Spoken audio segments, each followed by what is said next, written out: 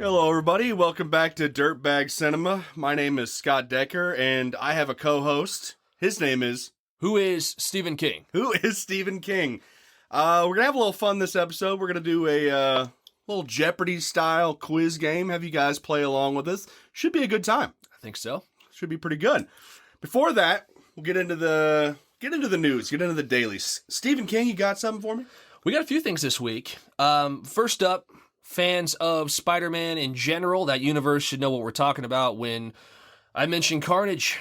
You know, he's a fan favorite to a lot of Spider-Man fans, and we got a little Carnage action this, I don't know, was it this week? It came out the week before, that trailer, that Venom trailer. Yeah. But it's called, what, Venom, Let There Be Carnage? Let There Be Carnage. Let's talk a little bit about that. What do you think about Woody Harrelson? They got rid of the wig, which they course corrected in a good way. But is this movie supposed to be a comedy? Exactly. The whole thing sells it as a comedy to me. Well, the first half of it for sure. When it's just like him, like literally talking to himself and like doing housework and talking to Mrs. Chin. Like, so everybody just knows that he's the monster now? And it's cool? Like, and they're cool with it? I don't Rick know. will tell you, I fell asleep in the first one. I didn't hate it, but I fell asleep in the damn thing, right? And I don't know. I kind of dug the look of Venom. I dug that, but I don't know. And I like Tom Hardy. There was just something, I was just disconnected. I didn't give a shit the whole time. Venom's one of those characters that, this might be a hot take to some people, but maybe plays a good supporting fiddle. I like his comedic. It breaks up some of the chaos in Spider-Man a little bit, and he's also it's funny to hear him riff whenever he's like 7 men. He's just this big dude you expect to be all business, but he's out there kind of trying to dance in the line, and I like that. He's definitely embraces that anti-hero that I think a lot of people are looking for these days. But man, so what you're saying on air is that your favorite version of Venom is Topher Grace. No, he would have been a good Carnage. Okay. No, Okay. I think that, that Topher, that whole movie got robbed. And I know we talked about it when Rick was, what was that, in his Handshake 5 when we talked about that? Yes, it was. It was a shame because Topher had that really menacing side to him that would have been very good. He sold that wiry guy that's kind of like trying to make it. And he was definitely a better Carnage, in my opinion. But I'm still getting guff for that Handshake 5 episode. Like, my nephew, who's about to turn 5, love him to death. Obviously, he doesn't listen to the show as much as the rest of my family, for obvious reasons. But he did hear, Uncle Scotty doesn't like Spider-Man. That's not what Uncle Scotty said. Oh, no. Uncle Scotty doesn't like Spider-Man 3, but I'll still watch it. He completely took me out of context. I'm getting heat from a 5-year-old because of Rick. So, good stuff. Venom? I mean, I'll probably see it to see what all the hubbub's about, but I'm not excited. I'm not holding my breath, but, it is what it is. It's nice to see Carnage finally getting some screen time, because for a long time I was convinced that it just wouldn't happen. And I know it won't probably happen. Well, maybe I'm wrong. Hopefully I'm wrong, because I want to see him with Spider-Man. I want to see that fight. But I if you do Carnage justice at the same time you want to bring that Spider-Man audience in, I don't see how that happens. Carnage is just too brutal. Even in the comics, he's just too violent. And if you try to water Carnage down, he's just no. So what do you think about Woody Harrelson as Carnage, though? I mean, that idea. I mean, he's a natural-born killer, for God's sake. He is a natural-born killer, but I don't know. It struck me as weird when they did it, in Venom. I love Woody Harrelson. That's the problem. It's not a shot at Woody. I guess I just sort of pictured someone a little more like younger. I don't know if it doesn't matter, but I just, my predisposition was like a 25-year-old lunatic. Cause in the comics, I remember like he kills his parents and he ends up, he if I remember right, he ends up getting incarcerated and then he gets, the whole story of him becoming Carnage is creepy and crazy. And there's a reason why he's red, right? But I guess I just pictured a younger, unhinged serial killer, kind of like Topher, even though Topher's not, I don't know, he might have been in his 30s, but he still sold it a little bit more for me. We'll see. So we're going to see it, but we're not holding our breath. Not holding our breath. I'm not. You know what else I'm not holding my breath for? Which, we talked about this before Mike went on. Apparently Friends is coming back. Yeah, that surprised me. I have heard it for like a decade that bring them back. There's been people have been raving for this like reunion. And I just happened to see that there was a teaser out there. Like just them walking down the street from behind and it's playing like sort of playing the theme. Yeah. Man, I don't know. High level thoughts on Friends. The thing is, when you wait this long, there's hardly ever something that builds up to the hype or lives up to the hype, rather. Right. Especially like Friends, for better or worse. Like I think I've seen most every episode, and that was just because it was there. You know, I'm not knocking it, but it's just not something. It's not my bag. I don't dislike it, but at the same time, when did that go off? Early 2000s, like I want to say like was it 2004 or 5? Maybe I'm wrong on that. It's been almost 20 years, if not, right? Right. And I mean, they've been trying. The biggest question. This is not a knock to who's homeboy that plays Chandler. That's Matthew Perry. Yeah, Matthew Perry. I like the guy, but when I was watching them, because he had a real bad issue with drugs for a long time. From season to season, you got a different looking guy, which was always weird to me because, you know, he was struggling up and down with all these problems. I want to know what Chandler we're getting. We already know Jen Aniston, she just doesn't age. I mean, she's not lost that Rachel that we remember. Yeah. At all. And Courtney Cox, you know, from Scream to Scream, she always looked a little different. Right. I'm really worried about Matthew Perry. That's my thing. Is I don't want him to like come on the screen like, holy shit, you know? And that's my biggest thing. Like people are going to watch, people are going to flock to the TV to watch. It's going to be a big, for whatever streaming service it's going to be on, is going to be. It's huge. HBO Max, I think. Oh, wow. It's going to be big numbers for them. Matt LeBlanc's been doing, he had a good series episodes. I think it was on Showtime, I want to say. Did you ever catch that? No, but I mean, of all the little things, it seemed like he was constantly trying to get something off the ground, and that was the one that kind of stuck. I really enjoyed the series. It was fun. It was completely isolated. He's doing like that once. He's on sitcoms and shit. Like he's got one now where it's just like, you know, the goofball, dumb, same Joey type shit. Mm-hmm. But in episodes, he played a totally different character. Really good. I recommend that. There's a little plug there, but that's, there's a divided world on Friends. It's not like they need the money. That's the thing. Oh, yeah, no. I mean, towards the end, they were making like $1 million an episode. They're getting money for reruns, all this stuff. And most of these cats have like reoccurring things. Like Kudrow's funny when she shows up alone. I loved her in Easy A. I thought she's always funny just to pop up and stuff. It's not like they need the money. They must have actually thrown, and this is what is kind of optimistic. They must have thrown some sort of a good idea at them. I don't know. Well, yeah, because you would think they would have done it way sooner if it wasn't, you know, there's no lack of demand. Yeah. So, yeah, that's a good point. Well, I don't know, fingers crossed, you know, because it's one of those shows that you love it or hate it, it's a huge cultural milestone. Yeah. And it's one of those sitcoms that it's always in the conversation, right? It's the fact that it went, is it 10 seasons?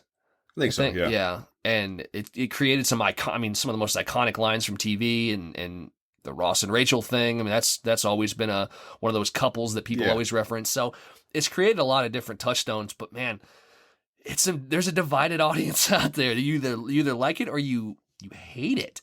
You know, there's like people who will die on the hill. Or I won't die on that hill because, I mean, I like it. I don't dislike it. It's whatever. But you know what I am excited for, which we weren't even going to cover on the Frasier. Frasier's supposed to be coming back, and I haven't heard much news on that front. I didn't even know that. What? I didn't hear that was coming back. Frasier, Niles, the whole crew. Wow. Minus the dad, because he R.I.P. King. Sure. He passed away not too long ago. I love Frasier. To me, that's where it's at. I was a hoity-toity ass kid. I thought I was the smartest kid on the block. You can probably attest to this. But it's making sense now. It's making sense. Yeah, I was watching Frasier when we were hanging out, you know, in first grade. So that explains, you know, the pinky out and the whole business. I really dug Frasier. That's the one I'm waiting for because that character can age. That character, I mean, these cats and Friends, like, I don't know. it's hard. It's going to be hard not to see them in the 90s because we've been away from them for so long. Frasier, we had that little stop after Cheers, you know? Yeah. It worked for Frasier. He can come back a third time. It wasn't supposed to work as well as it did in the second show. So I'm putting all my eggs in that basket. Go Frasier. I mean, I hope the best for Friends, but Frasier Crane. Yeah. It's going to be weird, though. You're thinking about like 20 years. Like, because, that show ended where, Monica and Chandler went off on their own with the kids. Those kids are adults. Yeah. I know they've done this with other shows, but I'm trying to think, like, when was the last time, like, a 20-year hiatus like that? And how did it work out?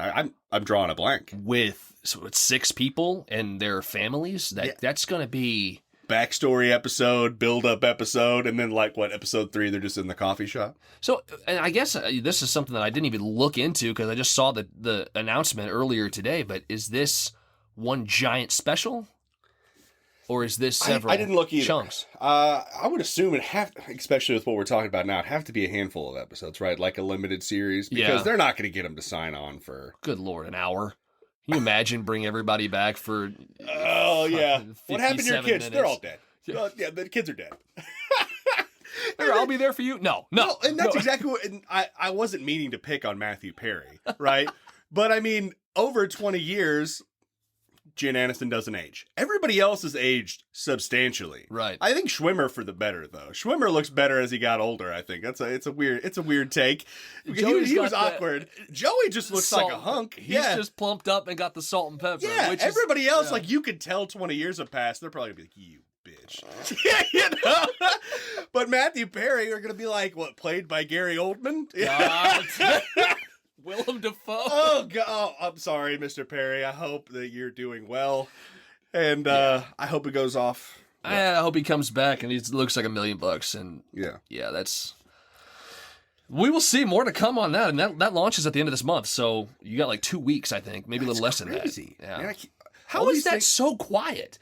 Like, I feel like I'm watching news all the time or following news all the time. I'm so surprised that I didn't hear that this was happening, or at least that it was... I think that there's just so much getting ready to come out. They're like picking their battles. They're not doing the in-your-face, like, bombard you with stuff anymore because it's just this last year was so quiet. They're trying to take a new approach. I was thinking the same thing because the 2 movies that I'm looking forward to more than anything come out this year. At the very end of the year, we got Halloween Kills, which we just got a old picture of crispy Michael Myers on the way, which I'm excited, obviously. And then Daniel Craig's final outing as James Bond. And I was like, I haven't heard shit about these movies. But then again, they're in October and November. Was it November now? I think so. If Rick was here, he would tell you it's like 4 years from now. Yeah, so, I know. Yeah, I think it is November. Yeah, but I mean, they're keeping on the down low. Usually by this time we have 5 trailers. 6-7 months out, usually we have 5 trailers in the mix. But with Friends, I think they're just going to like... This week, next week, it's going to be just blowing up the internet. Yeah. There'll be a hashtag real soon. Okay. Hashtag we were on a break. 20 years. Yeah. That's pretty good. They should use that. They should. Yeah. It's good marketing. Break's over. Yeah. So last up, I think the last little bit on the dailies, Robert Eggers, our boy. We've mentioned Eggers on the cast a few times as far as picking our favorites here there, between some of our more recent horror directors. Robert Eggers, his new movie The Northman got a release date finally, April 8th, 2022. So it's not like tomorrow like Friends, but the thing, I mean, it's kind of important because this movie started filming in 2019. Yeah. And then of course, like everything else, it went into quarantine and this thing's stacked. Skarsgård. It's got gotta qualify that. It's got one of the Skarsgårds. Alexander Skarsgård. Anya Taylor-Joy, who also, for you Witch fans out there, starred in The Witch. So super excited about that. It's got Nicole Kidman. It's got Ethan Hawke and Willem Dafoe. Man. So it's safe to say there's some people trusting Robert Eggers these days. Yeah, and rightfully so. Especially since he's, 3 for 3? 2 for 2? Yeah, at least 2. Killing it. But this is another period piece, correct? Yeah, man. This is like a Viking revenge thriller. Like, Yeah.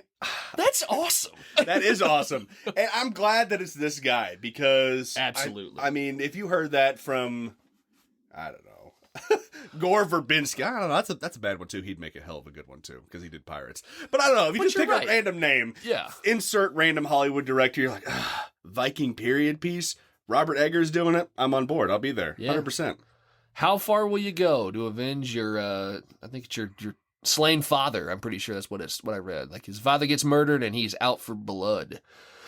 Huh. So, yeah, that next year. Big but, budget Viking movie. I'm here for it. Hell yeah. Yeah. Yeah. So, I think that was the last bit. You have anything No, else? I'm good. Well, yeah, I think I'm good. Okay. We'll wait on the other bit later. Sounds good. So, I don't know. We're going to do something different for this one. Obviously, we're missing Mr. Teat today, so Steven and I are going to play a little, we're going to play a little Jeopardy, right? We're going to play a little something Jeopardy askew. Steven's got the laptop all fired off, and we're going to see how this works out.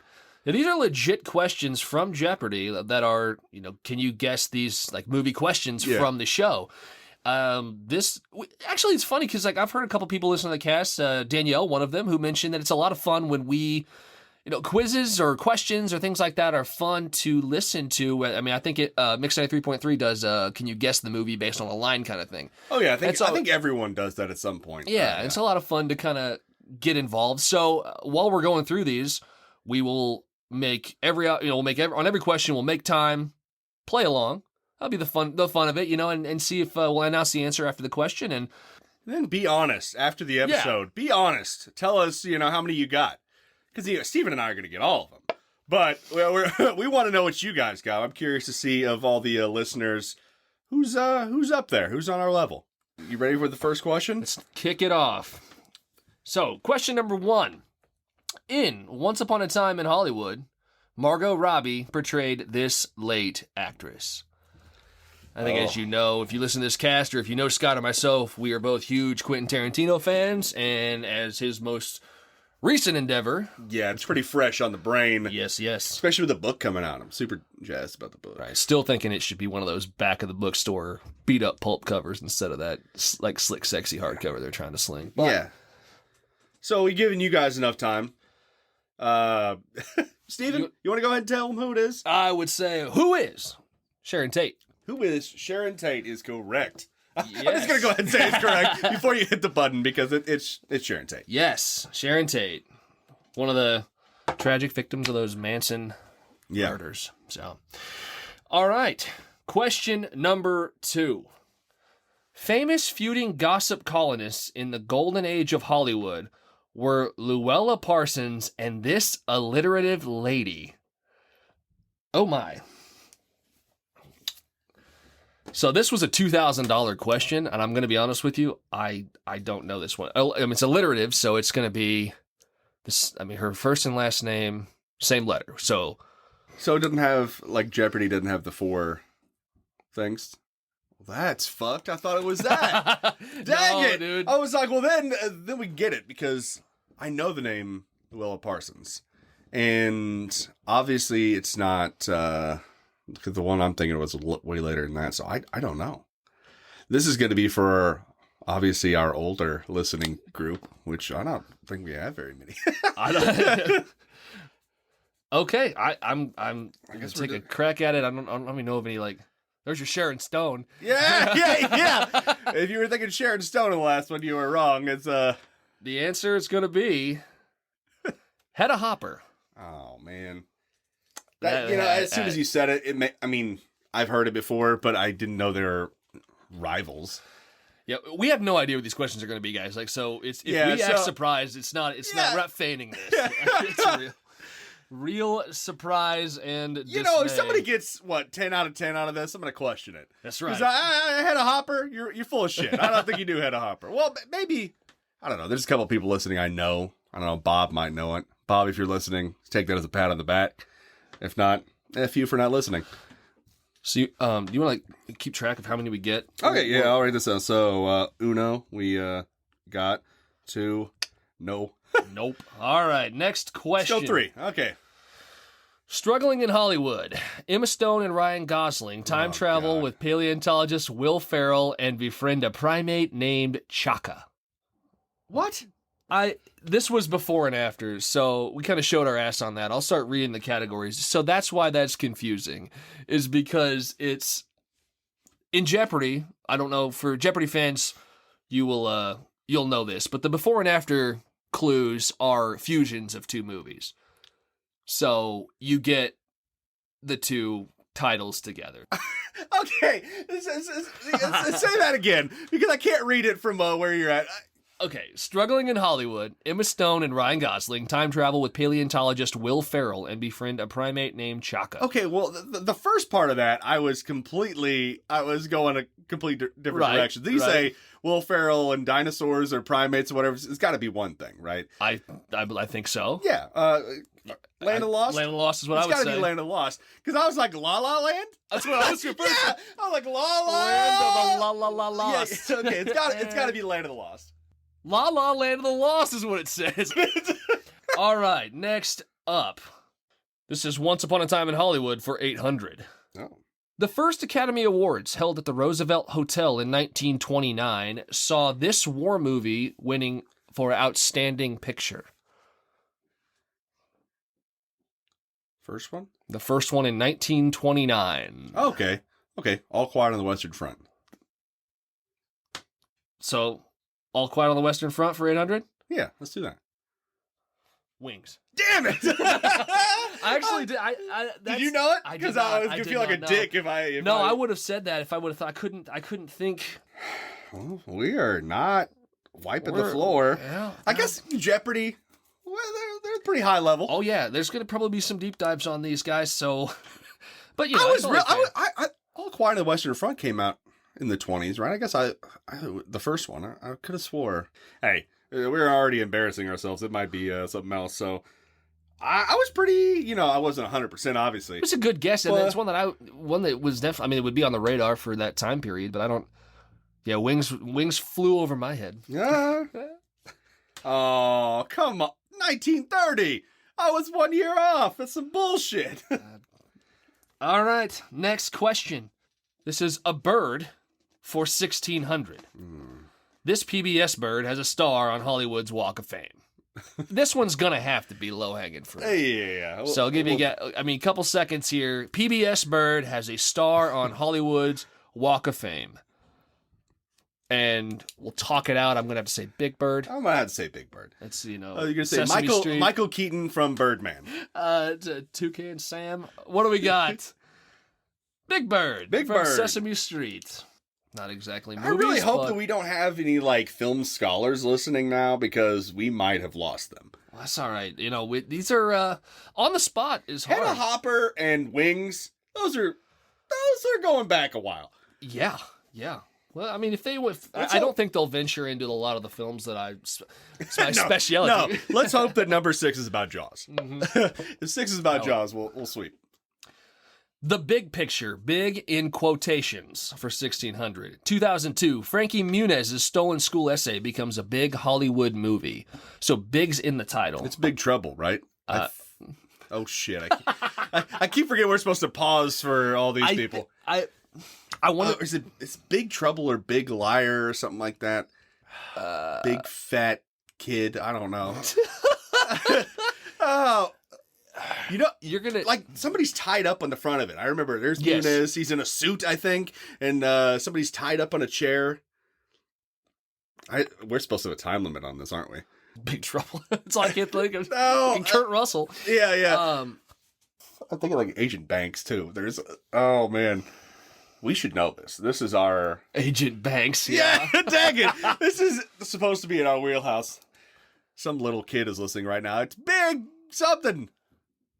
We're not looking at our phones. We're literally looking at each other, just pissed. It's Big Fat Liar. Big Fat Liar. I'm with you on this because I honestly, I'm not sure. Those words are somehow in there. Big Fat Liar. It is? Good job. Good job. You saved us on that one. I did not. Oh, yes! I'm fucking excited about that. I remember the cover, too. I don't... Okay, we went over our time allotment, but we got that, okay? We got that. Granted, yeah, we're not over here tapping the buzzer and buzzing in, but Jesus, God, Frankie Muniz. How did it go from Hedda Hopper to Frankie Muniz? I guess this is fun. This is all-encompassing. Yeah. Big Fat Liar, though. Giddy up. All right. Saved our bacon. Don't know much for 400. This alliterative phrase for meaning to make simpler for those who know less was used way back in 1927 about Hollywood. Is it dumbed down? That makes sense. But I mean, I don't see how that's very film-worthy. I don't know either, but that's the first thing that popped into my head for make simpler for those who know less. Yeah, dumbed down. That makes sense. I didn't know that was a film term. Dumbed down, 400 points. Dumbed down. Dumbed down. All right, we're making up for our missteps at the beginning. We're doing all right. I really want to see what that was about. I've never heard that either related to Hollywood. So, that's interesting. Hollywood Legends for 500. This was a daily double. The 3 stars of Rebel Without a Cause who met with untimely deaths.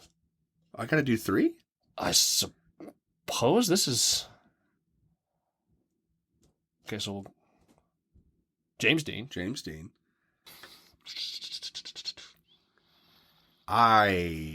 Although I guess it may be hipster, I have a James Dean picture in my place just because he's a gangster. Not seeing a lot of James Dean. Rebel Without a Cause is not in my wheelhouse. Yeah, this one's a little bit outside of mine too. I'm gonna probably have to take an L on this one. Have to dumb it down for me. No I don't kidding, know. especially 3. I don't know, Jeopardy. Come on, guys. You got to answer 3 questions? Yep. Natalie Wood, James Dean, and Sal Mineo. Okay, Natalie Wood, I guess you could put in there because everybody knows about that, but I never would have guessed that. Damn it. Well, that's the character I was thinking of, and I couldn't land his name. Shit. All right. I mean, we still got a passing grade right now. Yeah, we're doing all right. We still got plenty of questions. Okay. This is a friend like me for 600. Marilyn Monroe adored this jazz great and helped her get a booking at a Hollywood hotspot. So this is a female jazz great. Female Ella Fitzgerald? That's about as good of a guess as I would have. I'll go with you. You like that? Ella Fitzgerald sounds good to me. You like that? Ella Fitzgerald. Hey-o! For $600. Killing it! I was also told recently that I am a little loud on this, so I'm going to try to not go, hey-o, real loud for all you people who are listening with earbuds and not from the safety of your car or something. Ella Fitzgerald, killing it. All right. All right. So what are we sitting at right now? We got 3 no's. 3 no's? We're coming up on number 10. Okay. That's not bad. Not bad at all. Yeah. This is movies for 600. Original wording of the Hollywood sign. You got it? Oh, yeah. What is it? I'll give you guys a chance here real quick. One more time. Original wording of the Hollywood sign. It's got to be Hollywoodland. It was? I didn't know that. It's got to be, right? I did not know that. I think. Or- if I'm wrong, I'm going to fucking feel real stupid because I talked it up. I want the points, but I also really kind of want you to be wrong. Crash. Yeah. Hollywoodland. Okay. Hollywoodland. That's awesome. Good on you. All right. I guessed it on Law and Order for 1600. Oh my gosh. The male half of the Hollywood power couple, Philliam H. Muffman, he was the assistant U.S. attorney John McCormick in 1990. What? Are you? William H. Macy. What? I mean, it's a power couple, so they put their names together. Is it Felicity Huffman or something? Were they together? Oh, okay. I was just Law and Order. I guessed it on Law and Order for 1600. Yeah, I was just thinking because I watched Law and Order quite a bit, and I was like, I thought Philly H. Muffman was a real person. Dude, it's fucking William H. Macy. No, it's got to be, yeah. Because that I'm glad that you said that because I was like racking my brain over who played all all the lead boss characters in Law and Order the 90s. You got it. It's got it. John McCormick was William H. Macy. Ugh, I didn't remember that. Good on you, Steven. Hey, man. Hollywood Families for 1,000. Buck Henry's mother, Ruth Taylor, played Lorelei Lee in the 1928 silent film of this Anita Loos play.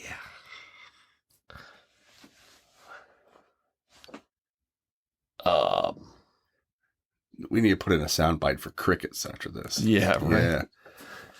This one is, I have no idea. Silent film with this Anita Loose play. Good thing we don't have a time limit. Lorelei Lee. You got any, you made some magic in these last two, so. That's going to kill me. As soon as it is Buck Henry, Lorelei Lee. I don't know. I'm Guess we're going to take the L. Gentlemen prefer blondes. Did not know that. That's yeah. The more you know. All right. Damn it. Hey, this 1972 Marlon Brando film was originally rated X. This is Hollywood Hodgepodge for 1200. Let me get it. Let me get it. All right. This 1972 Marlon Brando film, originally rated X. Last Tango in Paris, baby. It's gotta be. Yeah, because it's not The Godfather. Damn it. Okay, one for the history books for 1200. Oh, yeah, I got this one. Funny. Okay. The subtitle to this book, a 2012 movie, is How the CIA and Hollywood Pulled Off the Most Audacious Rescue in History. We could also call this movie, finally Ben Affleck's getting the credit he deserves. This movie's outstanding. It is. It's got a great cast. This was where, I've actually always kind of liked Ben, but after watching this movie, I mean, he delivers on both sides of the camera. Really? That was the first time I was like, holy shit, he's the real deal. Yeah. On both sides. So I think enough time's gone by. Let him have it, Steve. It's got to be our go. Gotta be our go. Our go. Fuck yourself. And he looks good with a beard, too. He rocks it, man. He really does. Great movie. If you haven't seen Argo, check that out. Argo's great. All right, Hollywood Family Values for $12,000. He went full Oedipal when he dated his mom from the TV movie about the boy in the plastic bubble. Do you know this? Because I know this. I don't think I do. All right, well, good. This one's yours. All right, it's got to be JT, Mr. John Travolta. Nailed it. Killed it. John Travolta. All right, this is Latinos in Hollywood for 2000. Born Margarita Carmen Cancino. This bombshell was a trained dancer and sometimes partnered Fred Astaire. Yeah. You got it? This was probably down your alley too. I'm definitely I mean, I think I got it. But he danced with a lot of people. Yeah. But I think when you hear Fred Astaire, you also think Ginger Rogers. Okay. I just didn't know Carmen Casillas. Go ahead. Ginger Rogers. Rita Hayworth. Oof. I obviously know Rita Hayworth, but I'm not super good on my man, I You had a better guess than I did. I just say Fred Astaire, I think Ginger Rogers. There's just too many. He danced with too many people. That's right. Yeah. Like, look at that. You look at Google, Fred Astaire, Fred Astaire, and Ginger Rogers is literally the second thing down. Not Rita Hayworth. I guess I didn't know her first name, maiden name, whatever. Lucille Ball's 100th birthday for 200. Like so many actresses in Hollywood, in 1938, Lucy tested this coveted movie role that went to Vivian Leigh. You know that? Scarlett O'Hara? Yeah. I was gonna. I felt like that was. It is 200. I was like. Yeah, you look at it. It's a year before the movie came out. Yeah, 100%. Scarlett O'Hara. Nailed it. Going with the win, by the way. Sometimes I forget we're talking into a... right. Okay, next question here. Rachel Lee Cook, the, quote, ugly duckling, is pursued by Freddie Prinze Jr. in this high school comedy. This category is Hollywood Ugly for 1,000. Hollywood Ugly. That's funny. So it's the Not Another Teen Movie premise. Yeah. What is the one... I think I have it in my head because I'm more familiar, unfortunately, with Not Another Teen Movie. What's the main one? The premise of that is from this joint. And I know everybody who already knows it's already got their answer. I want to say She's All That. That's what, yeah. Honestly, what's funny is like I couldn't think of the name, but I see that cover in my head. And Freddie Prinze Jr., I would not call myself an ace on his filmography. I like him in Scooby-Doo. But he's great at Scooby-Doo. He nails it. He really does. I'll go with that. She's All That? I think it's She's All That. She's All That. Okay, all right. Money! Put it back together. We're going to, honestly, for all intents and purposes, we've only got 6 no's. Yeah. Not bad. That's not bad. All right. F, true Hollywood story. F in quotations for 1600. His early ambition was to be a pro soccer player like his dad.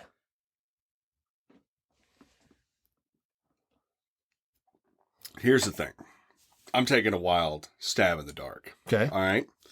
9 times out of 10, we don't produce good soccer players. You got to go across the pond. So F, I'm saying Fellini. All right. I know that's a big one, right? That is a swing in the dark. Federico Fellini, Yeah. Italian, soccer, big name with an F. Shit, man. I wish I knew more about pro soccer at this point, but I don't. It's fun to watch, but I do not know.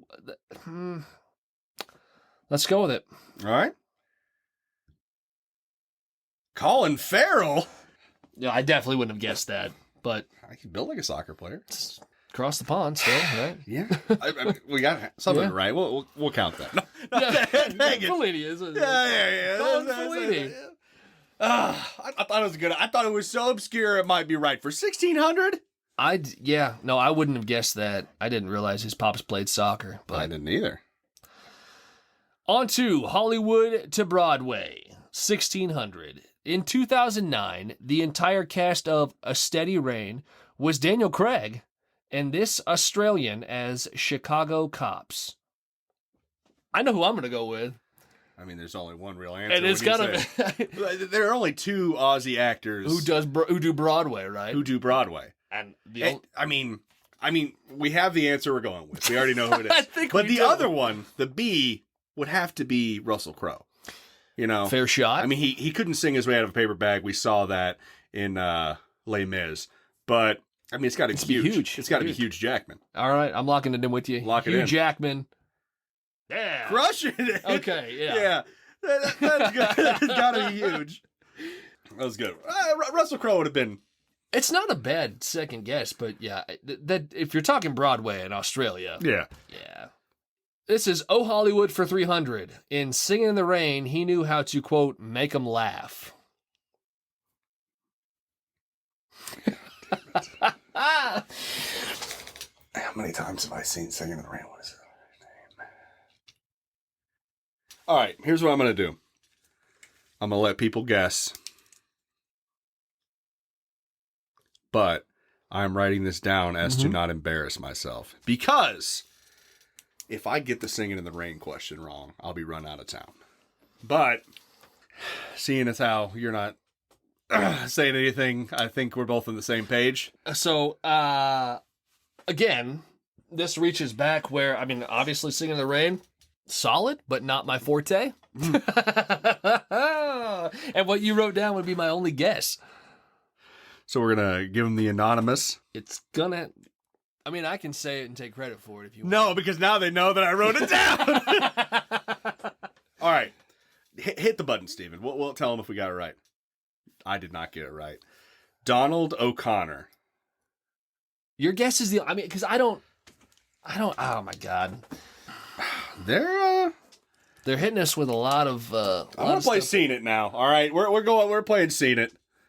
It's, these are some rough ones. These are some rough ones. Let's all go to the lobby for 400. In the lobby of Hollywood's Roosevelt Hotel is a mirror said to be haunted by this blonde who died in 1962.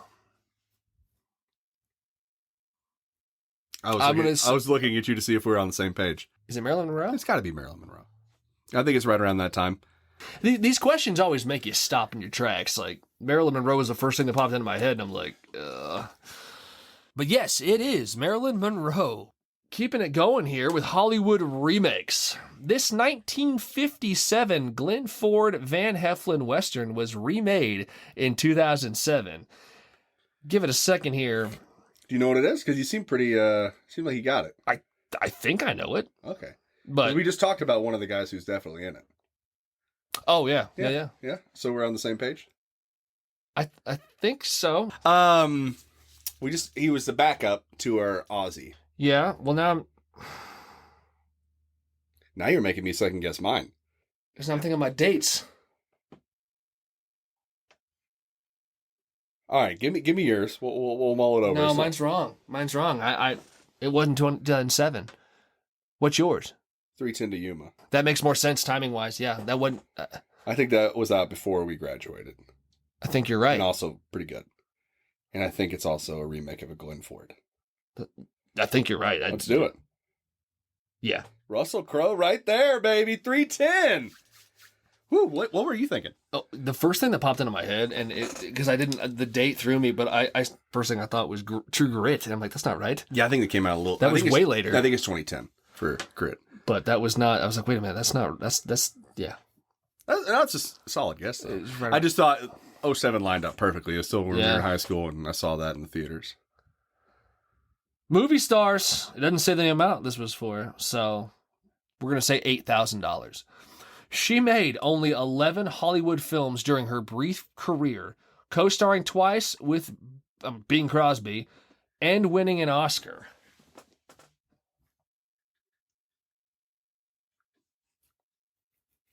All right. So I think this might be an unintentional callback to what we were thinking earlier. You I think it might be Natalie Wood. Because brief career would suggest that it was cut short. Sure. Obviously, Natalie Wood's was. I'm fairly certain she won an Oscar. And, I mean, Bing Crosby would be still making movies around her time. I'm going to roll the dice and say Natalie Wood. Grace Kelly. God bless America. Of course it was going to be her because... It's that blue screen. Gets you every time. Princess Grace. I do love me some Rear Window. Hollywood quotes for 400. The famous report on his first screen test said, can't act, slightly bald, also dances. I mean, if we're doing callbacks, it's got to be Fred Astaire, right? Like, well, what are you thinking? Was Astaire famously bald, slightly bald? I mean, when I picture him, I always see him like combed over, kind of like, the old cats did. Yeah. I would say Fred Astaire. Not a lot of hair. He doesn't have me and you kind of hair. Right. Fred Astaire, nailed it. Good job. Yeah. Got the old comb back, comb over. Comb back. Slightly bald. All right, we're creeping up on the last few questions here. Silent movie directors for 1,000. He remade his first Hollywood film, The Squaw Man, twice. Squaw Man. Like I know Hitch. He directed one of his movies twice. A handful of these guys did, but this one, The Squaw Man, is. Could it be renamed? Yeah, probably. But I'm thinking Squaw, Silent. I was thinking it might be Ford because it sounds very Western. If I had to, if I was a betting man, I would probably say John Ford. John Ford? It's going to kick me in the ass. It's going to be like Cecil B. DeMille or something. But the Squaw Man sounds more of a Ford joint than it would anybody else. Fair enough. I don't have a better answer. But the right answer is Cecil B. DeMille. Did you hear me? I can't believe that. I am outraged, sir. Wow. Honestly, Learned a can't lot, believe though. that. I think this is a learning experience for Yes. those involved and those who are hopefully still listening. Wow. Okay. Cecil B. DeMille. Cecil B. DeMille. The Chinese Theater for 300. She wrote Love to You All over her tiny bare footprints in 1935. She was only 6 years old. Oh, shit. What's her name? Shirley Temple. It's got to be Shirley Temple. If it's not, I quit. Right now, you're doing the last two. It would by make yourself. sense. Shirley Temple. Yes, Shirley Temple. Woo. A little air of redemption after Cecil B. I should have said it. All right. Two more. Let's end on a high note, okay? Let's finish strong. Let's finish please. strong. He wasn't. This is movie debuts for 200. Okay. He wasn't Hollywood's Top Gun yet There we when he debuted in the 1981 Brooke Shields film Endless Love. Couple seconds here. Yeah, let's talk it through. I mean, he's still Top Gun in my heart. He's one of these guys undervalued just as a guy. I was listening a while back to somebody say how he's like one of the last remaining movie stars. He's one of the only people you see his name and you'll go see the movie. And I agree with that. Crazy religion aside, it's Top Gun, Tom Cruise, baby, all the way. Tom is our man. Tom Cruise.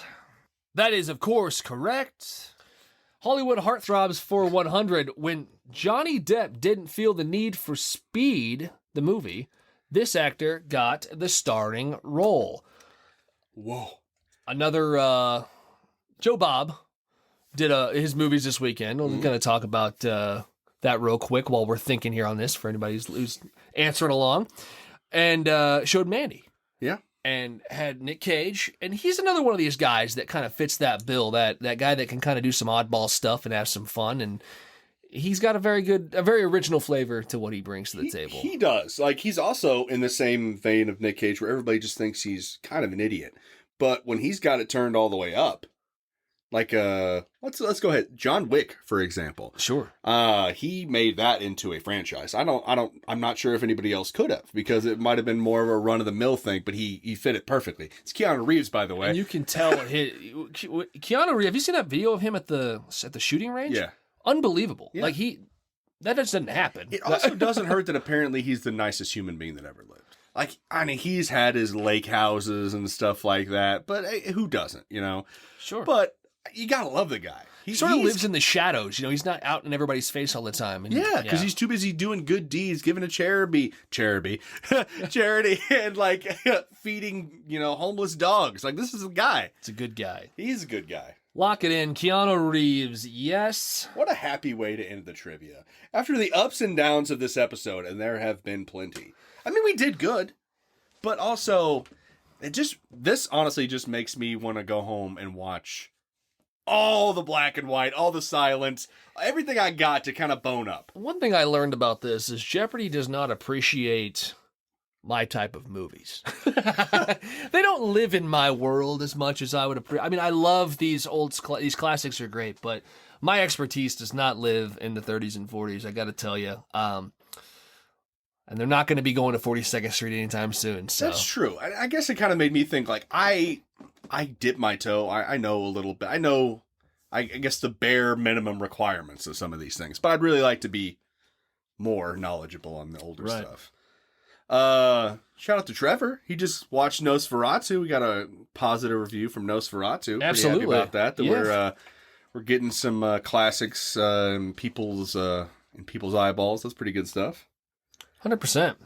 So next time we're gonna set this up a little differently. I think we should do another one of these.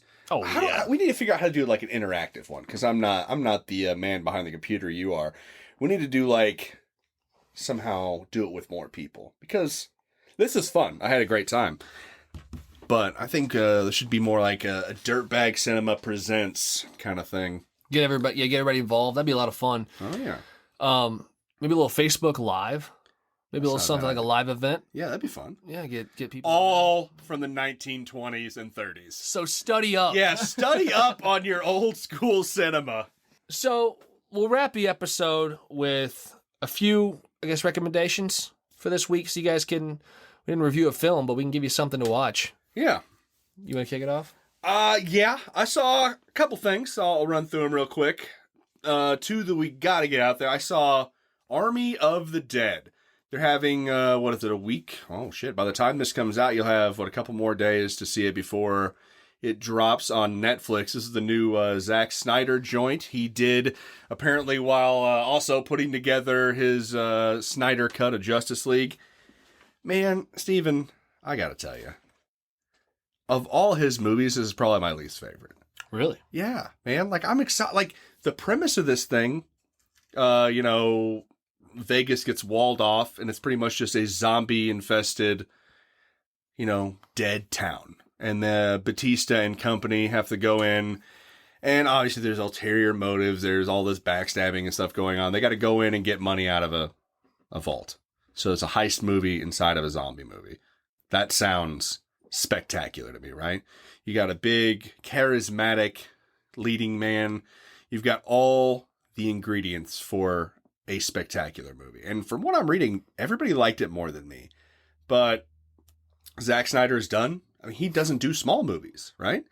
This movie seemed like they didn't put... Netflix has the money.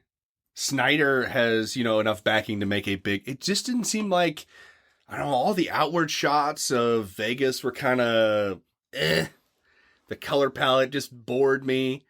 And if we're talking zombie movies, Zack Snyder made one of the best zombie movies and probably my favorite remake of all time with Dawn of the Dead. Mm-hmm. He did it right there. And these zombies, like, he's trying to do something different. Like, they're communicating kind of, but they still do the screaming. I hate that. The screaming zombies it's more like I Am Legend than it is Night of the Living Dead.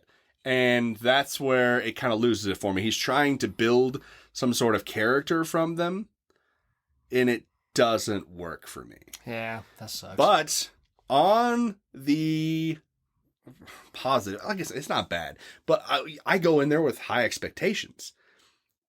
It has a really good Zack Snyder opening. Zack Snyder can't ruin an opening to a movie. No matter what follows after that, like Watchmen is probably my favorite opening credits sequence of all time. Spectacular. Every time he does like a montage-y sort, throws... By the way, he can't put an original song in a movie. Every one of his songs is a cover. I realized this watching. I was like, everyone, they're fun, they're kitschy, but he can't do an original song. The opening's great. Everything after that just does not live up to my expectations. If you want a fun zombie movie, people are getting shot, people are getting bitten. I'm not saying avoid it like the plague, but there are better out there. If you want to see a good zombie movie, hell, if you want to see one of the best, directed by the same director, go watch Dawn of the Dead. But, man, Army of the Dead, it's not getting my blessing. It's not. And I was thinking, like, of all the stuff that he's done, even the stuff that's kind of controversial, this is bottom of the barrel. One I would consider underrated. It gets a ton of hate. But Sucker Punch is a movie that just... It's not his best work, in fact, but that also kind of speaks to some of his other work because it's a fun watch. I would watch Sucker Punch over this. Like, wow, this is visually arresting, and I don't care how much. I mean, you have to use imagination, but God forbid, right? You just go in there and watch that movie. But that's crazy because that movie's extremely divisive. I would rather watch Sucker Punch than this because it has interesting visuals. Whereas a burnt out Las Vegas, you think would be, like you said, visually arresting. Mm-hmm. It's bombed out anything. You can't really tell Vegas from it until you get in some of the buildings. Well, that's kind of... Why do it in Vegas if you're not going to take advantage of that? Exactly. Yeah. Like I said, stay for the opening, watch the rest of the movie. This one, I'm going to tell it to you here live on mic. We are going to go see Spiral tomorrow with... Can't review this right now. No. We're going to go see Spiral tomorrow with our lost co-host. I saw it without you guys. Ariel and I needed something to watch. I'd already seen Army of the Dead. All right. I saw Spiral without you. I just wanted to make amends. We're still friends. Betrayal. Now Rick will hear this after the fact because this will come out Wednesday. We're going to see it tomorrow. I will tell you, people get killed in it. Really? Yeah. Yeah. So I only told you that I saw Spiral rather to lead into the last two things I watched. So I'm not going to tell you what I thought. until tomorrow. Right on. All right, and we'll go over it in great detail. After I left Spiral, obviously, you want to watch something kind of to cleanse your palate. But I just saw a movie with Sam Jackson. So I was like, I'll go watch a Sam Jackson movie. So I bought this the other day. I know I told you about it. This is a movie that came out a couple years ago. I guess I saw it in theaters and forgot about it, which is a shame because it's pretty good. The Hitman's Bodyguard. And this is just one of those movies that, it's a mindless action comedy, heavy on the comedy, heavy on the action, with Ryan Reynolds, Sam Jackson. You got Gary Oldman as the supporting villain. You got a Salma Hayek. It's just fun all the way throughout. And it was more of Sam Jackson than he is in Spiral, but we'll get to that later. But I really thoroughly enjoyed this. I was glued to the screen. And you know me, I like my big actioners. I do. But this one, I was so surprised that I'd forgotten about it. Like, I don't know, maybe my taste have evolved over the past couple of years. Like, maybe I kind of dismissed it when I saw it, and now it's a little bit more kind of a me movie. But it was funny because in the, I'm pretty sure it was in the trailers for Spiral, the Hitman's Wife's Bodyguard.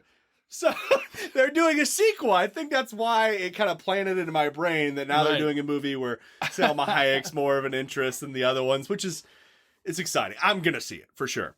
But obviously after that, I rewatched the original Saw. I mean, what more can you say about that movie? It's pretty great. I will say. Oh, you had something. That was, Rotten Tomatoes. That was one that I noticed that for some reason or another, I want to say it's underrated. It's not like it gets shit on, but I'm shocked because that movie not only spawned one of the largest franchises in recent memory, but that original movie is way more of it's an incredible psychological horror than it is. It's got some gore for sure, but a lot of pullaways. It doesn't punch like the other movies do. No, and it works better. It's my personal favorite. I think it was How could it not be? It's sort of the torture porn industry that it became, but for better or for worse. I mean, I think when I was looking after I watched it in typical me fashion, I looked it up scores and everything on IMDb. I think it's sitting at like a 7.6. It's a very good score. Yeah, on IMDb it's very good, but yeah. Like I said, that's why I don't trust Rotten Tomatoes. It's just interesting that you get like these movies that really, they sort of change the landscape and for good reason. Yeah. And it's just not everybody's cup of tea. We're going to have this exact same conversation next week when we talk about Spiral because I'm very curious. But I digress. I rewatched the original Saw. I just bought like the whole series a while back. And while I know they're diminishing returns on every single one, they're kind of movies you grew up with. They were a really, really big deal when they were out. Well, the first couple and then, so on and so forth. But that first one, like you mentioned, I'd forgotten. I've seen it a handful of times, but I'm so used to everything being so gruesome now. They do pull their punches on a lot of the stuff in the first one. As soon as you get to 2, I think 2 is the one with the needle pit and everything. They really, I think Darren Lynn Bousman, the guy who directed Spiral, did 2, 3, 4. And as soon as he started helming these things, the practical effects are spectacular. But they're also grisly. Oh, yeah. And I forgot they really do pull their punch in a lot of these things for the better, I think. The one gripe I have, which is the gripe I've had since that movie came out. Dude, they effed up with Danny Glover. He got hosed, man. Like, spoiler alert for the original Saw. He is the entire movie determined to avenge Sing, right? I'm gonna get him for you, Sing. Come on, Riggs! Okay, that's a different movie. But, like, he becomes, like, the crazy cop who's, like, following a bad lead or whatever. But he's still a cop. Well, in his mind. And he's, coming towards the end. He's gonna save the good guys, kill the bad guys. And Zepp shoots him in the gut? Unfortunately, that leads to, like, a template for what's going to happen in every single Saw movie afterwards. Because you need a sequel, you can't have the big good guy living. Unless it's a fake out for the next one where you realize he's going to be the bad guy. Right. Which pissed me off, because you can't just kill Danny Glover. He got his throat cut, lived, right? No problem. Shot in the gut by Zepp? BS, man. Pissed. Still sore about that. But otherwise, one of my favorite endings to a horror movie. Game over. Boom. Bang, yeah.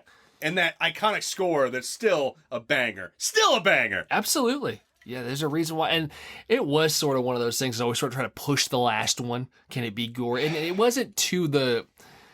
It quickly got to the point you didn't go to a Saw film to watch. You didn't give a damn who was working for Saw or working for Jigsaw. Or anything. I mean, yeah, it exists in the background, but you loaded the theater to see the new traps, the new kills. And That's 2 it. and 3, to their credit, I mean, there were a lot of good ones. It might be a fun episode sometime to rank or give our top 4 or 5 or something like that. No, I was actually thinking that because, I mean, this is 9. I mean, no, this is 8 or 9. Because what, 7? It's 8 or 9. I forget. Yeah. And it would be fun to do that because it'd be easy. It'd be pretty easy to do. Well, I was thinking more like the traps, like your favorite 4 or 5 traps, because those things did have a lasting impact, especially as young teenagers. Like you just talked about things like that for weeks afterwards. And, I don't want to give it, if we're going to do that, I mean, I don't want to give it away, but one that I think lands on everybody's list, it's later in the franchise, and we've talked about this tons of times, but the fish hook in the stomach is one of the more delicate traps. I mean, you don't have an apparatus necessarily bending somebody's body, but you have one of the most intimate, and you don't see a lot of the gore, and that's really, I mean, to its credit, like it knows exactly how to deliver with that, and pulling that fish hook up like out of your stomach, and just one of the most disgusting things. I still get the willies, and that franchise tried to deliver on that every single entry.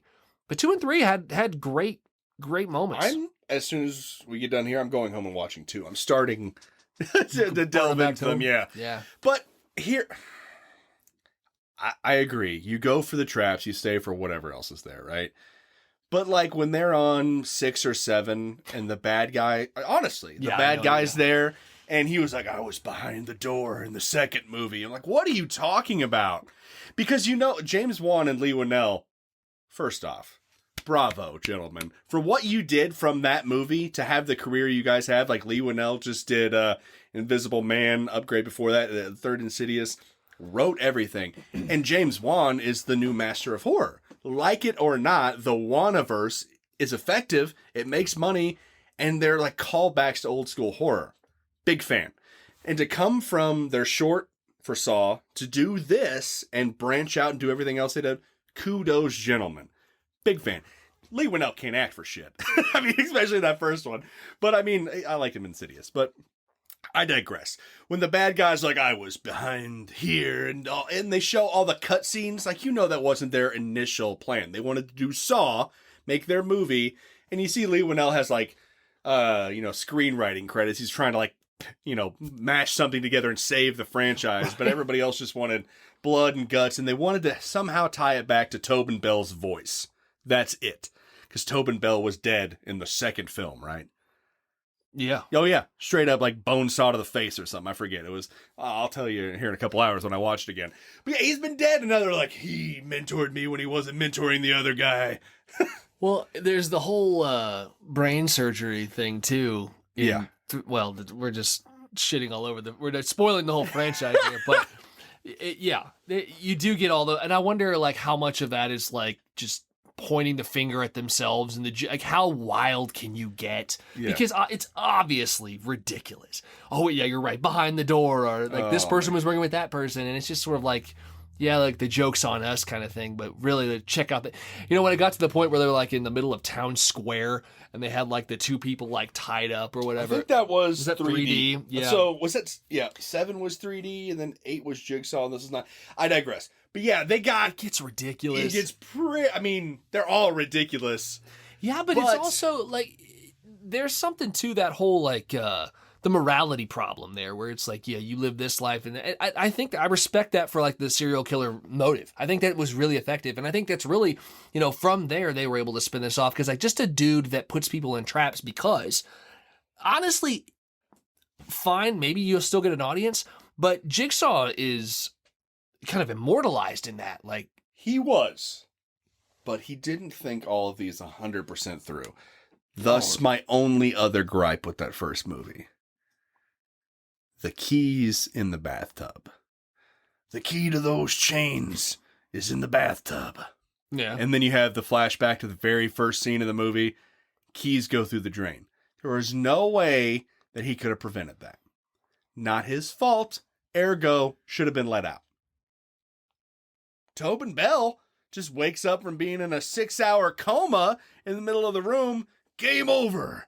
Into the movie. I had a problem with that. If you're painting him out to be this guy who's not a bad guy. Oh, he's a bad guy. Yeah. You know what I mean? He definitely just shut this guy in there to die. He's like, oh, I guess he did try to shoot him. I'd probably leave him in there too. But the keys going down the drain, he didn't think that out. He put it like a grate or something. I don't know. If you're thinking all these traps out, all these meticulously, yeah.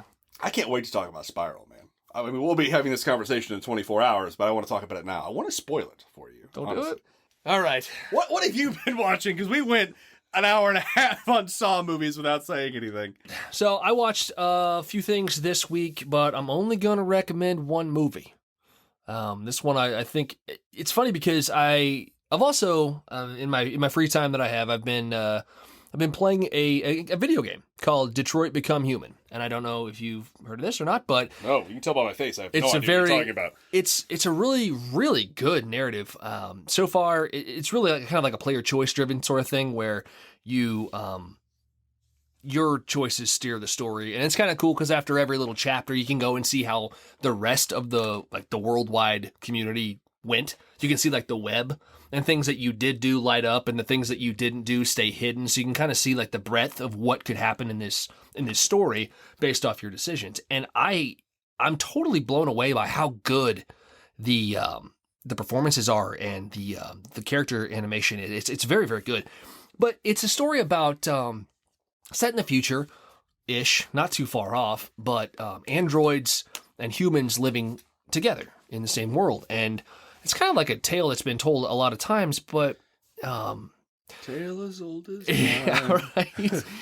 But it's sort of about the other, and what it means to be human. Do you accept the other into your world? And nowadays, more almost than ever in my personal memory, that's kind of what we're dealing with. We got a lot of people, like there's a lot of division. So a movie that jumped into my mind that I wanted to rewatch is from 2010. It's, in my opinion, a masterpiece of sci-fi action and a lot of social statement, and it's District 9. And I think a lot of people have probably seen this movie, but I want to recommend it for the time right now and people who haven't seen it. I have a poster on my wall from when I worked at Blockbuster when this movie came out as a promo poster, and it's a target on one of the aliens from the movie. And I've always loved that poster because I love this movie. And I remember watching it even when I was real young, and the social statement hit me hard. So this is from Neil Blomkamp, who has done a few movies that I really like. Chappie's another one that I really like, but that's for another day. Chappie. He came out with this movie in 2010, and this thing flies under the radar that it was nominated for Best Picture in 2010. Right. It's a sci-fi action flick with a lot of crazy alien stuff and a lot of humor and a lot of gore, but it flies under the radar as a Oscar-nominated Best Picture flick. It is very gritty. So this movie trades in for a sci-fi film. A lot of times your brain sort of like navigates towards like sleek cityscapes, like on a future or on a distant planet, what have you.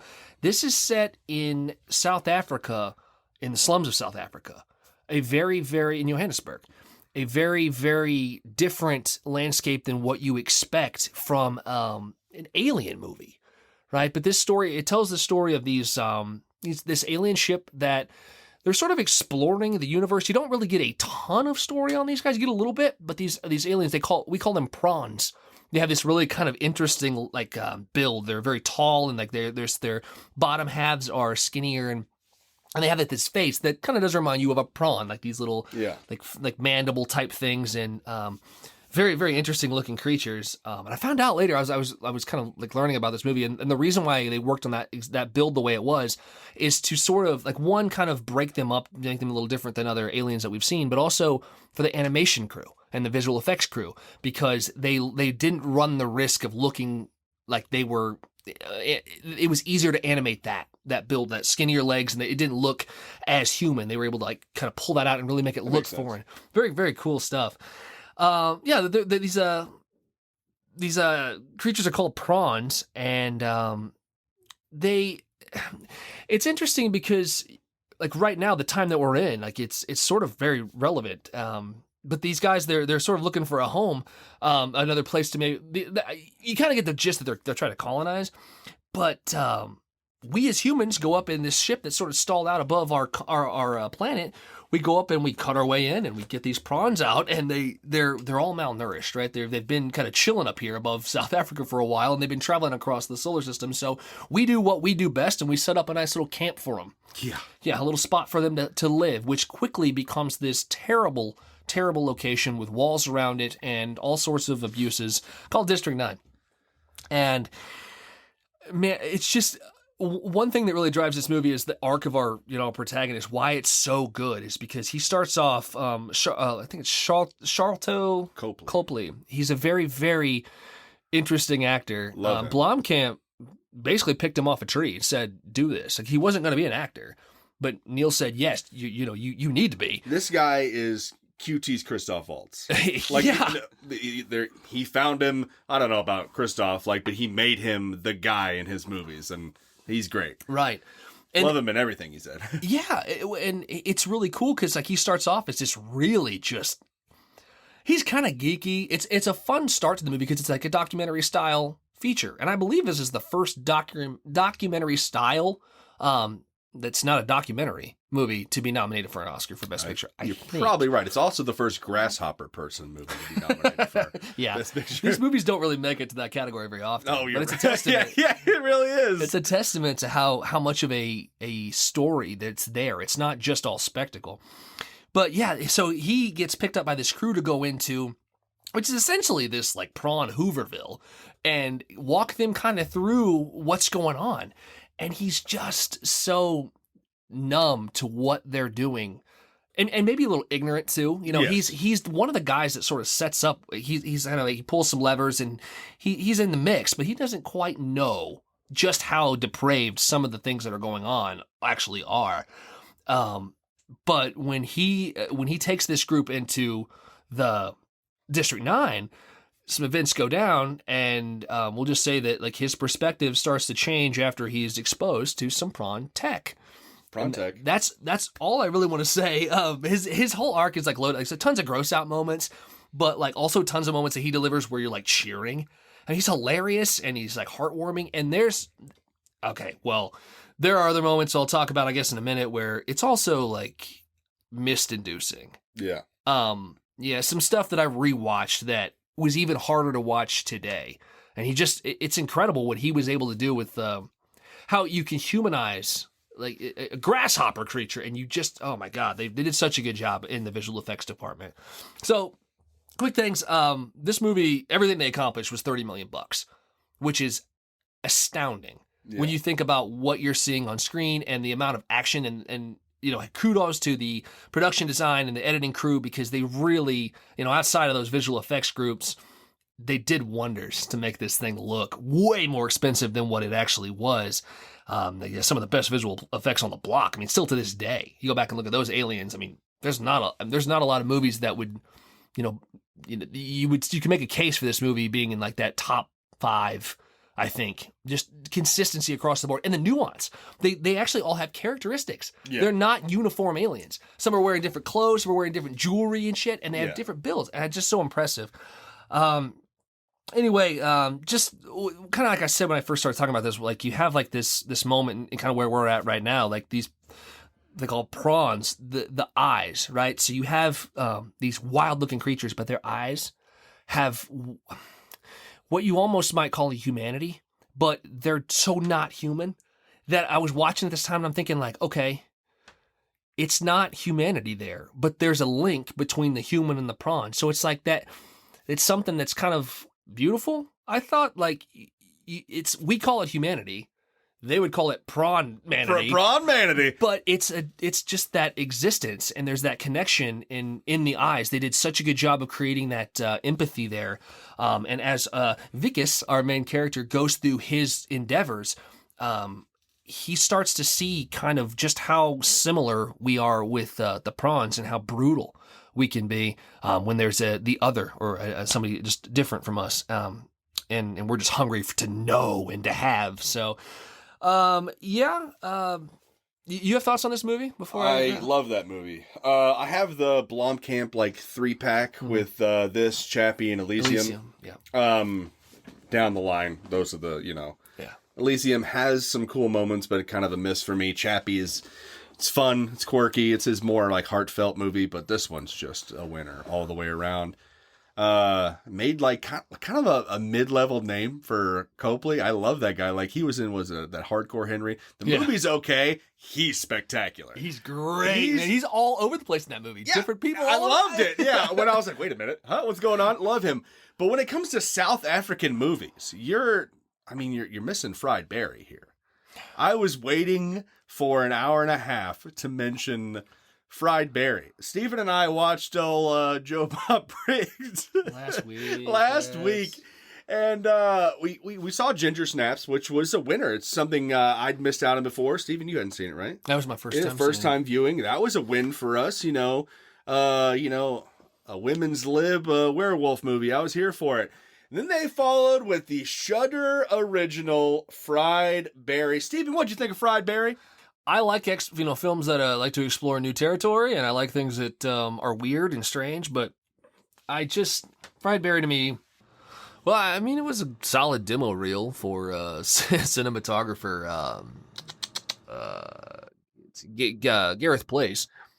But outside of that, it didn't land for me. I love trash cinema.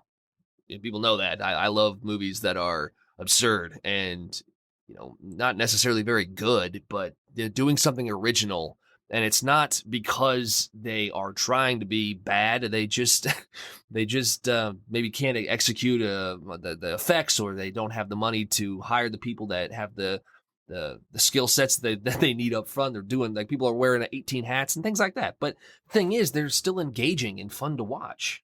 This movie, it's not. I didn't have fun. I had fun with it. It was just like the same burnout look on this dude's face wandering around for, $1.30 or whatever. And I guess, I see a lot of people talking about this movie saying it's like bonkers or bananas. And there's a lot of movies out there that you can describe with that term, and it's fair. But we're using that term more and more frequently to describe directors who just don't have any idea what they're trying to do.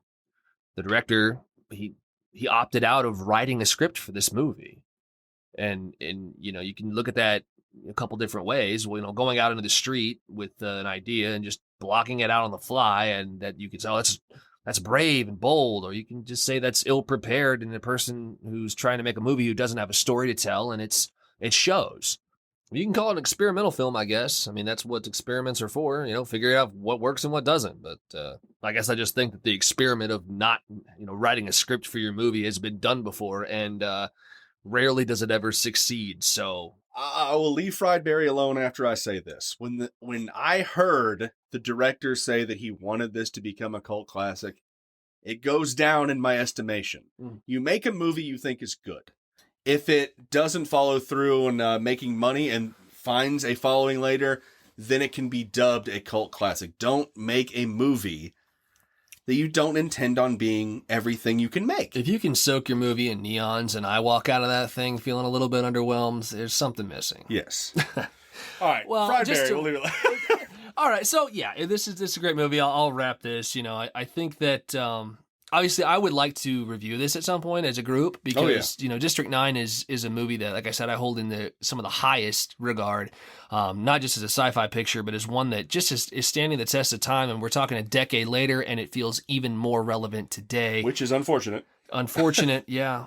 But, watch this movie. I just say, like, I don't know. I just was watching it with a different perspective this time. It's like a lot of times you watch these movies kind of like in the rearview mirror. Like, think, oh God, we've been so terrible. And it's like, don't look at it like through like what has been. Like, I would just say kind of like look at it through like a lens of what could be if we're not careful. Like, regardless of what side of the tracks, like today, wherever you're coming from, this is just my soapbox, I guess. I don't know. I just felt like, you're never too right to never be wrong. So just love one another. That's District 9. On that very high note, I'm gonna leave you with. I wish that Blomkamp was coming through with the Alien movie. Of the stuff that he's produced and directed and everything, he's very much had his whole damn leg in the sci-fi genre. And when I heard that he was gonna do, whether it be a sequel or a remake of Ridley Scott's masterpiece, Alien, I was all for it. If anybody's gonna take over, I would like to be somebody who is well versed in sci-fi. And apparently they're not moving forward with that, which is a very sad thing. Yeah, I mean, as long as he keeps getting the movies out there, I mean, that would be an interesting one to try to tackle. I just love how, because his original stories, though, they're so fun, they're so good to watch, and they're so relevant, and just that spirit. $30 million, that's not pocket change, but it's to do a movie like this with that money. Effects, yeah. That's it. Watch it. And that's District 9. District 9. It's a hell of a watch. We will say, for next week, as you heard earlier, we are all going to go see Spiral. We're going to have the gang back together, and we're going to review a brand new movie starring Mr. Christopher Rock. Christopher Rock? Does he ever go by Christopher? Chris Rock and Samuel Jackson. Spiral. So check it out and get back with us next week and what you think. This will be episode 20. 20 weeks running. We missed a one, but I guess that's 21 weeks of Dirtbag Cinema, 20 episodes. Wow. It's a big week. It is. I'm getting gray in my beard. Well, if we don't have anything else, always check us out on the Instagram, the Twitter, the Facebooks, our direct line at Dirtbag Cinema. Or The Dirtbag Cinema. Oh, shit. See, this is why you're always really good at doing the endings. The Dirtbag Cinema. Nailed it, though.